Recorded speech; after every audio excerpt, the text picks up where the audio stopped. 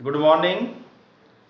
देखिए, आज हम पादप कारकी यानी प्लांट फिजियोलॉजी के बारे में पढ़ेंगे, जो कि एक अलग से यूनिट है।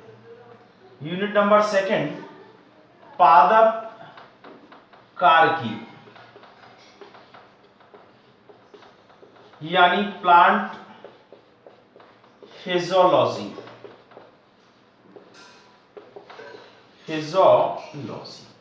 देखिए, इस पादप कारकी के अंतर्गत 2 यूनिट हैं, एक तो फर्स्ट और एक सेकंड। यहां हम फर्स्ट के बारे में पढ़ रहे हैं, जो कि 9 अंक की है, जिसमें से 5 प्रश्न आते हैं। देखिए, पादप कारकी जीव विज्ञान की या वनस्पति विज्ञान की एक ऐसी शाखा है जिसमें पादप के शरीर में होने वाली विभिन्न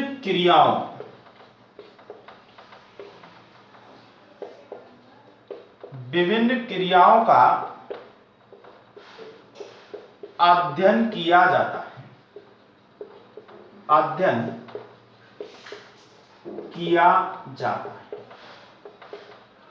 यानी जीव विज्ञान की एक इस तरह की शाखा है जिसमें पादपों के शरीर में जो विभिन्न प्रकार की क्रियाएं होती हैं, जैसे जल का अवशोषण,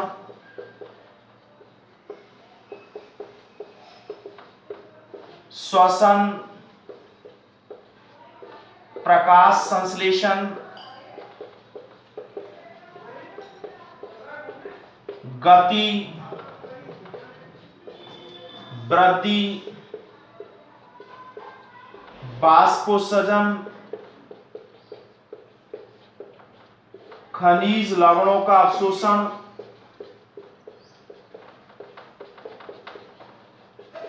इस तरह से पादप जो भी क्रियाएं करता है, यानी पादपों के शरीर में जो भी क्रियाएं होती हैं, वो सब इस पादप कारकी के अंतर्गत पढ़ी जाती है। देखिए, यहां पादप कारकी में सबसे पहला चैप्टर जो है, जिसका नाम है जल संबंध, वाटर रिलेशनशिप, के बारे में पढ़ेंगे कि पादपों का और जल का क्या संबंध है। पादप जल संबंध। पादप जल संबंध एक बार फिर लिखें, ये थोड़ा सा।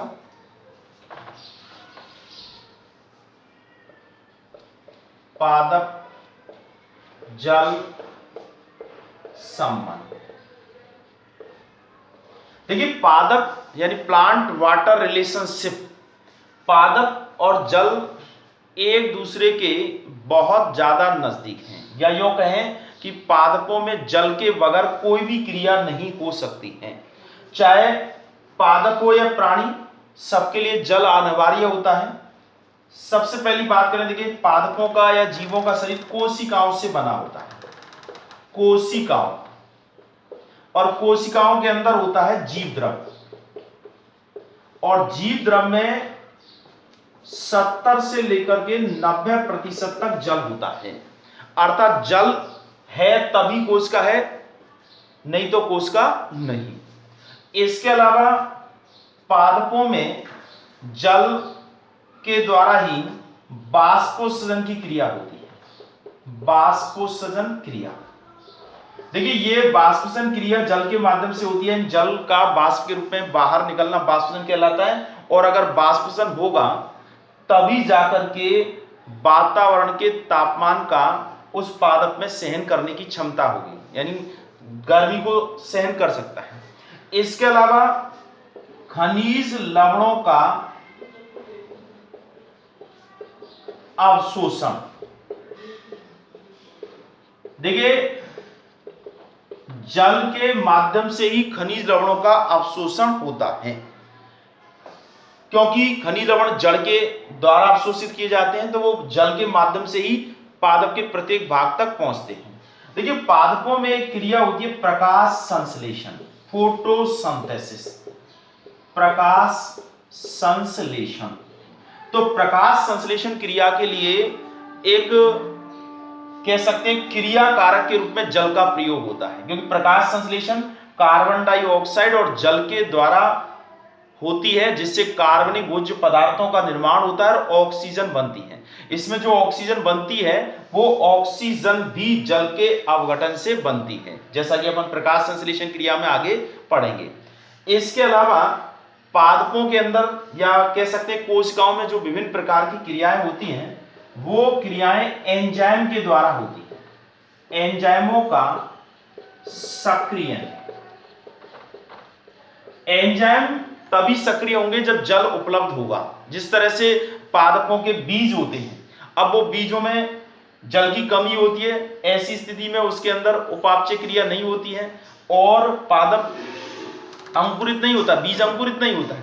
लेकिन जैसे उसको नमी देते हैं अर्थात जल की पूर्ति होती है, उसमें उपस्थित एंजाइम सक्रिय हो जाते हैं और एंजाइमों के सक्रिय होने से अंकुरण की क्रिया जो है वो प्रारंभ हो जाती है। तो यहाँ पादपों में जल आवश्यक है। इसके अलावा भोज्य पदार्थों के परिवहन के लिए, भोज्य पदार्थ या कार्बनिक पदार्थों के परिवहन के लिए, ये वो सब क्रियाएं हैं जिनमें जल अनिवार्य होता है। इसके अलावा और भी हम कहें कि देखिए पादपों की वृद्धि, वृद्धि के लिए भी जल चाहिए, अंकुरण के लिए जल चाहिए, बीजों के अंकुरण के लिए। इसके अलावा ये जो जल है ये गतियों के लिए चाहिए। पादपों में जो विभिन्न प्रकार की है गतियां होती हैं, गतियों के लिए जल की आवश्यकता होती है। यानी बहुत सारी क्रियाएं हैं, सब में जल आवश्यक होता है। इसीलिए तो कहते हैं जल है तो जीवन है, अन्यथा जीवन नहीं है। तो पादप और जल का एक अटूट संबंध है। ठीक है, अब बात करते हैं कि जल में ऐसा क्या पाया जाता है जिससे कि उस जल के बगैर अन्य कोई दूसरा उसका विकल्प के रूप में काम नहीं कर सकता है। तो जल में यहां देखिए हमने पादपों में जल की उपयोगिता के बारे में पढ़ा कि भाई पादप में जल अनिवार्य होता है। जल एक सार्वत्रिक विलायक होता है, अर्थात उसमें सबके अंदर घुलने की प्रवृत्ति होती है। जल में ऐसी क्या खासियत है या जल की क्या विशेषता है जिसके कारण इसकी पादपों में उपयोगिता होती है। एक तो देखिए जल की ध्रुवीय प्रकृति होती है। ध्रुवीय प्रकृति आप सब जानते हैं, ध्रुवीय प्रकृति का मतलब होता है जो धनायन और ऋणायन में परिवर्तित हो जाता है, अर्थात आयन की तरह काम कर सकता है। इसके अलावा इसमें हाइड्रोजन बंध बनाने की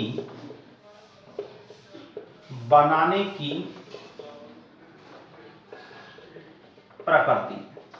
देखिए हाइड्रोजन बंध का मतलब होता है जल के अणु आपस में जुड़ जाते हैं और एक लंबी श्रृंखला का निर्माण करते हैं। तो उसमें ये जो आपस में जुड़ते हैं तो उसके लिए कौन सा बंध चाहिए बनता है, हाइड्रोजन बंध। ये यही कारण है कि पानी को हम एक भाग से दूसरी जगह तक प्रवाहित करते हैं तो वो आपस में एक साथ प्रवाहित हो जाते हैं। क्यों? क्योंकि उनके बीच में जल हाइड्रोजन बंध बनाने का गुण पाया जाता है। ये एक श्रेष्ठ विलायक होते हैं। विलायक यानी ये किसी भी कार्बनिक एवं अकार्बनिक पदार्थों को अपने अंदर घोलने की क्षमता रखते हैं। साथ में इनमें सेसंजन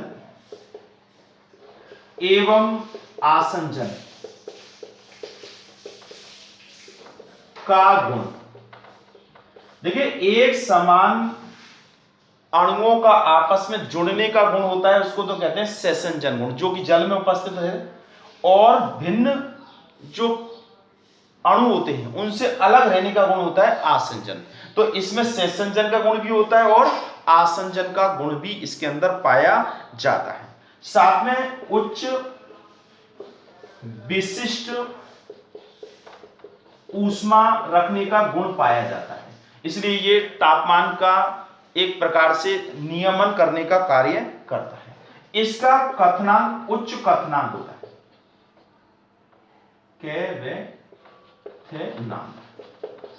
उच्च कथनांक होता है।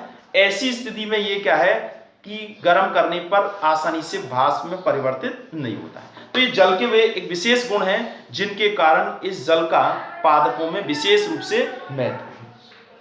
अब हम बात करें, देखिए ये जो चैप्टर है, ये पादप जल संबंध का जो चैप्टर है, इसमें हम मुख्य रूप से एक तो विसरण के बारे में पढ़ेंगे। विसरण, एक है पारगम्यता, एक है परासरण, एक है जीव द्रव कुंचन, एक है जीव द्रव विकुंचन, एक है अंतः शोषण। ये सारी जो प्रक्रिया है, जो कि एक प्रकार की क्रियाएं हैं, ये पादप जल संबंध के अंतर्गत आती हैं। यहां हम सबसे पहले विसरण के बारे में पढ़ रहे हैं। विसरण को डिफ्यूजन कहा जाता है। डिफ्यूजन, देखिए विसरण क्या है? विसरण का मतलब होता है पदार्थों के अणुओं का अपनी अधिक सांद्रता से कम सांद्रता की ओर होने वाला स्थानांतरण, अर्थात उच्च सांद्रता से निम्न सांद्रता की ओर होने वाला स्थानांतरण। देखिए ये केमिस्ट्री के अंतर्गत भी आता है। आप केमिस्ट्री में पढ़ेंगे कि पदार्थों के अणु जब अपनी उच्च सांद्रता से निम्न सांद्रता की ओर अभिगमन करते हैं तो इस क्रिया को विसरण क्रिया कहते हैं। और इस क्रिया में ना तो किसी माध्यम की आवश्यकता होती है, ना किसी भी प्रकार के झिल्ली की आवश्यकता होती है। ये विसरण करने का गुण जो है वो तीनों अवस्था में होता है। द्रव अवस्था में भी विसरण होता है, गैसीय अवस्था में विसरण सबसे ज्यादा होता है, और ठोस अवस्था में विसरण सबसे कम होता है। यानी तीनों ही अवस्थाओं में विसरण होता है। और विसरण का पाया जाना एक प्रकार से पादपों के अंदर भी देखा जाता है। देखिए पादपों में अगर विसरण के उदाहरण के रूप में देखें तो पादपों की जो पत्तियां होती हैं उनमें जो रंध्र होते हैं उनमें जो गैसों का जो विनिमय होता है, जिसमें O2 व CO2 कार्बन डाइऑक्साइड और ऑक्सीजन आदान प्रदान होती है। जब पादप की कोशिकाओं में यानी रंध्रों में ऑक्सीजन की सांद्रता ज्यादा होती है वातावरण से, तो ऑक्सीजन बाहर विसरित की जाती है, और जब कार्बन डाइऑक्साइड की सांद्रता कम होती है तो उसे ग्रहण किया जाता है। यानी O2 और CO2 का जो विनिमय होता है वो किसके द्वारा होता है? विसरण क्रिया के द्वारा ही होता है। अब बात आती है कि विसरण की क्रिया जो है, इस क्रिया को कौन कौन से कारक हैं जो प्रभावित करते हैं। देखिए यहाँ विसरण से ही हम परासरण क्रिया के बारे में पढ़ेंगे, तो विसरण और परासरण आपस में एक दूसरे से समान है लेकिन इसमें कुछ भिन्नता है। तो यहाँ विसरण क्रिया को प्रभावित, तो सबसे पहला टॉपिक क्या पढ़ा? विसरण। क्योंकि हमने कहा इस चैप्टर में क्या क्या पढ़ना है? विसरण, पारगम्यता, परासरण, जीवद्रव कुंचन, जीवद्रव विकुंचन, अंतः शोषण, इन सब के बारे में पढ़ेंगे। तो यहां हम बात करें कि ये जो विसरण है, विसरण की दर को प्रभावित करने वाले कारक, यानी ऐसे कौन कौन से कारक हैं जो इस विसरण को प्रभावित करते हैं। विसरण की क्रिया जो है ये जरूरी नहीं है कि कोशिकाओं में चले, पादपों में चले। विसरण की क्रिया कह सकते हैं कि ये हर स्थान पर हर जगह चलती है। जैसे कि आप देखते हैं कि अगर हम पानी का एक गिलास है और उस पानी के गिलास में अगर हम पोटेशियम परमैंगनेट या लाल दवा की एक टिकिया डाल दें या एक ड्रॉप डाल दें, देखते हैं कुछ समय के बाद वह पूरे गिलास के पानी में घुल जाती है। तो वो कौन सी क्रिया है? विसरण क्रिया है। इसी तरह से अगर किसी कमरे के अंदर सेंट की शीशी को खोल दिया जाए तो वो सेंट कुछ समय के बाद कमरे के अंदर चारों तरफ फैल जाती हैं, अर्थात उस सेंट के अंदर जो रासायनिक पदार्थ के जो अणु हैं ये विसरित होकर के पूरे कमरे में मिल जाते हैं। तो ये विसरण की क्रिया सब जगह होती है, लेकिन यहाँ हम पादपों की बात कर रहे हैं जिसमें पादपों में ये विसरण O2 CO2 विनिमय के रूप में हो सकती है। यहाँ विसरण की जो दर है, विसरण की दर को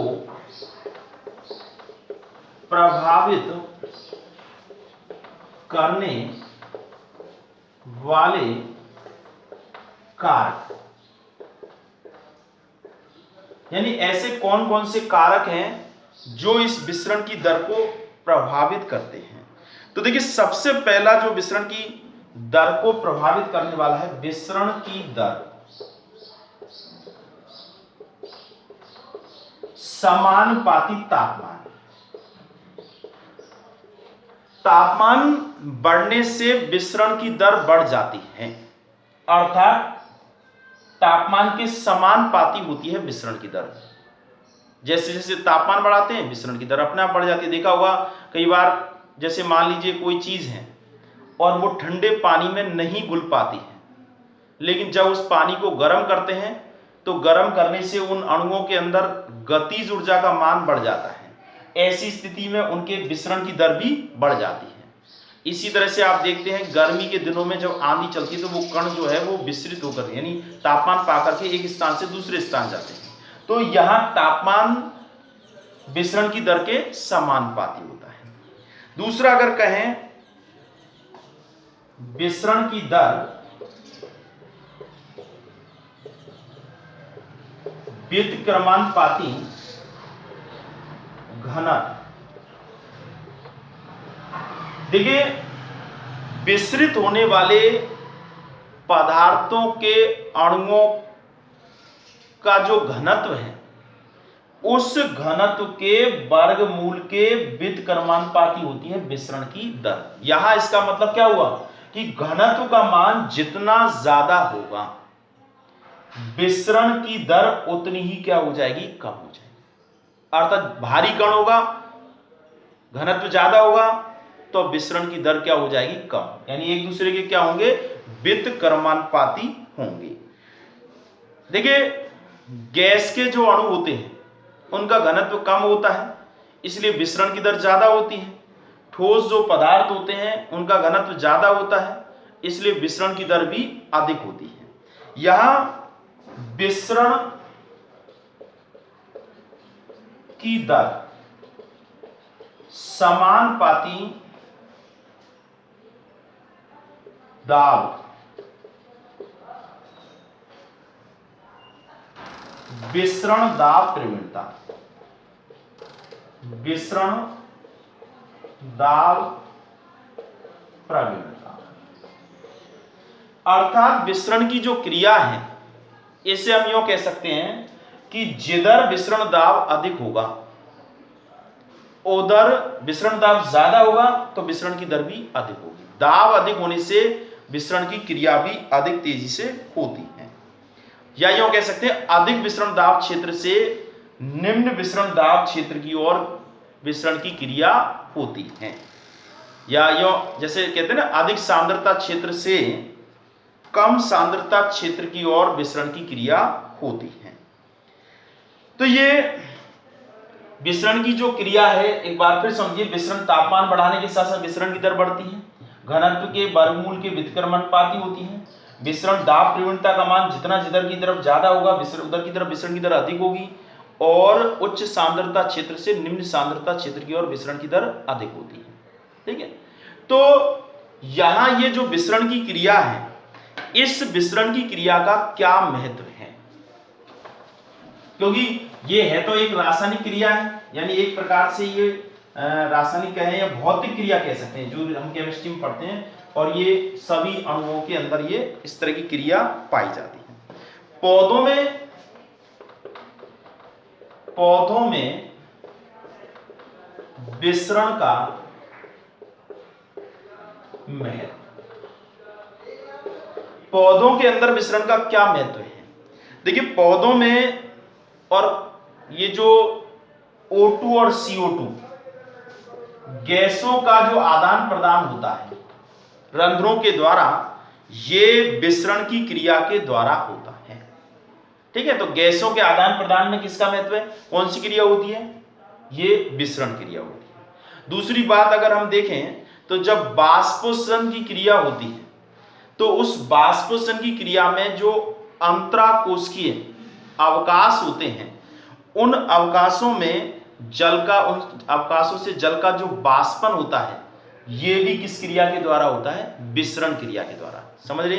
इसका मतलब क्या हुआ कि अगर वातावरण में अगर वायु के अंदर नमी कम है, जल की मात्रा कम है, और पादप के जो अंतराकोशिकीय अवकाश हैं या ऊतक हैं उनमें अगर जल की मात्रा ज्यादा है, तो जल अपनी अधिक सांद्रता से यानी पादपों से वातावरण में बाष्पीकृत हो जाते हैं। यही तो कारण है कि गर्मी के दिनों में वाष्पोत्सर्जन की दर बहुत ज्यादा होती है, जबकि सर्दी के दिनों में वाष्पोत्सर्जन की दर कम होती है। क्यों? क्योंकि वातावरण में गर्मी के दिनों में जल की उपस्थिति कम होती है, तो अधिक जल से कम जल की होता है। इसके अलावा देखिए वाष्पोत्सर्जन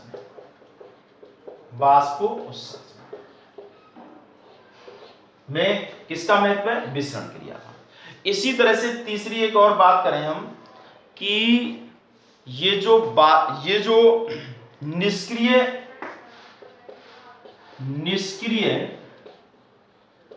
जल अवशोषण,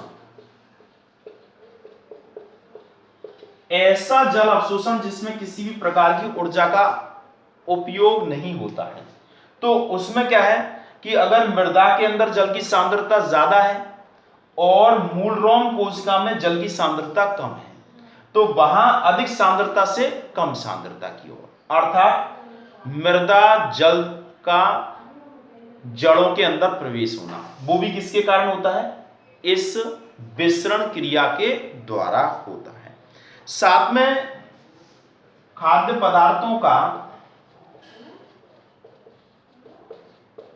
संवहन, पादपों में जो प्रकाश संश्लेषण की क्रिया के द्वारा जो भोज्य पदार्थों का निर्माण किया जाता है, ये भोज्य पदार्थ अपनी अधिक सांद्रता से कम सांद्रता की ओर परिवहित होते हैं, तो वहां पर भी कौन सी क्रिया हो रही है?